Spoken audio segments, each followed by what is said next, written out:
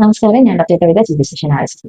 രാവിലെ എഴുന്നേറ്റ തലയ്ക്ക് ഭാരമോ, രാത്രി ഉറങ്ങാൻ ബുദ്ധിമുട്ടോ, 8 മണിക്കൂർ കിടന്നാലും തളർച്ച അല്ലെങ്കിൽ ക്ഷീണം തോന്നുന്നുണ്ടോ എന്നുണ്ടെങ്കിൽ നിങ്ങൾക്ക് ഉറക്ക സംബന്ധമായ ഒരു പ്രശ്നം ഉണ്ടായേക്കാം. ഇന്നത്തെ വീഡിയോയിൽ 5 പ്രധാന സ്ലീപ്പ് ഡിസോർഡറുകളും എളുപ്പത്തിലുള്ള പരിഹാരങ്ങളുമാണ് ഇന്ന് ഞാൻ സംസാരിക്കാൻ പോകുന്നത്.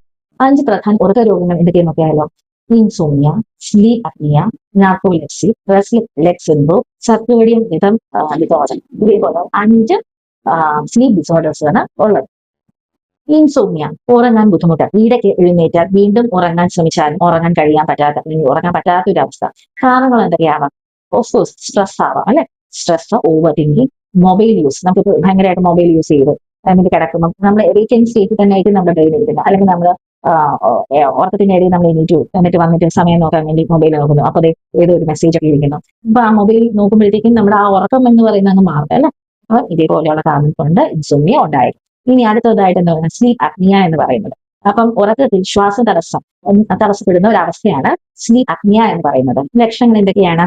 വലിയ സ്നോറിങ്, നല്ല കൂർക്കം വലിക്കുക, ഉറക്കത്തിൽ ശ്വാസം മുട്ട്, രാവിലെ ഭയങ്കര ക്ഷീണം ഒക്കെ ആയിരിക്കും ഇവർക്ക് കാണുന്നത്. ഇത് ഡോക്ടറിന്റെ പര്യമായ കൂട്ടുകാരാണ്. ഡോക്ടറിനെ കണ്ട് തന്നെ ഈ ബുദ്ധിമുട്ട് മാറ്റേണ്ടതാണ്. സ്വയം ചികിത്സ പാടില്ല.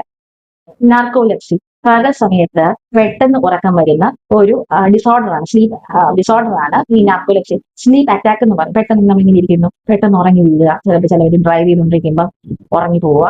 ഇതും ഡോക്ടറിന്റെ നിർദ്ദേശപ്രകാരം മാത്രം ചികിത്സിക്കാൻ പറ്റുന്നതാണ്. റെസ്റ്റ്ലെസ് ലെഗ് സിൻഡ്രോം, ഇത് രാത്രികാലങ്ങളിൽ കാലുകൾ ചലിപ്പിക്കുന്ന ഒരു ശക്തമായ ആഗ്രഹം ഉണ്ടാവുക. ഇത് നമ്മുടെ ഉറക്കത്തെ തടസ്സപ്പെടുത്തുകയും ചെയ്യും.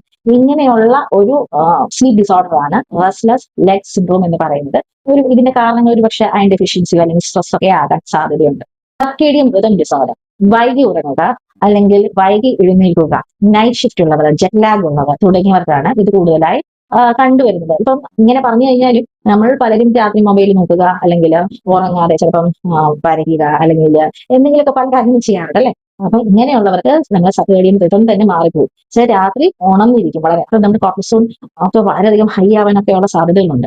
അപ്പൊ നമ്മുടെ ഉറക്കത്തെ അത് ഭയങ്കരമായിട്ട് ബാധിക്കുകയും ചെയ്യും. രാത്രി ഉറങ്ങാതെ ഇരിക്കുകയും ചെയ്യും. രാവിലെ ആണെങ്കിൽ നല്ല തൂങ്ങി ഇരിക്കുകയും ചെയ്യും. അല്ലെങ്കിൽ രാവിലെ എണീക്കാൻ കഴിയാത്ത ഒരു അവസ്ഥയിലോട്ട് വന്നേക്കാം. അപ്പൊ ഉറക്ക പ്രശ്നങ്ങൾ ശരീരത്തെ ഈ മനസ്സിനെ എങ്ങനെയൊക്കെ ബാധിക്കുന്നു എന്ന് നമുക്ക് നോക്കിയാലോ?